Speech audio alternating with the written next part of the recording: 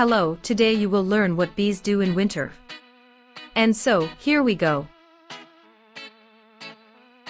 Bees do not hibernate and continue to live normal lives in their hives.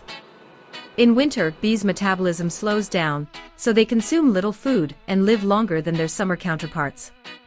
In the fall, bees cover all the cracks in the hive with propolis. They make the entrance to the hive very narrow to keep out bad weather and precipitation.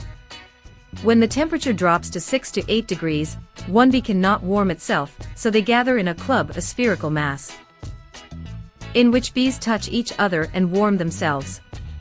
Bees change places. Frozen bees move to the middle, where the temperature remains 14 to 18 degrees Celsius. Warmed bees move to the edge. The club itself is constantly shifting.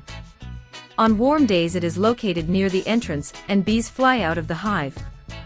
On cold days, they move away from the entrance. Depending on the ambient temperature, the club may expand or thicken. They feed on a supply of honey, which they made in advance, about 40 grams per day, for 10 to 15,000 bees. A good beekeeper will leave his wards honey, bad, will feed them all sorts of surrogates. The club moves from one frame to the next as supplies are eaten.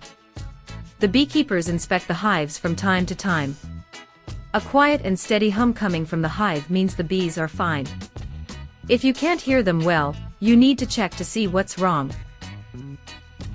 The bees might accidentally move to frames that have already been eaten, so you need to feed them a little, such as candy, sugar fudge, or sugar candy. If you don't hear anything, the bees didn't survive the cold. The bees drive the drones out of the hive before winter to ensure that they have a good supply of food.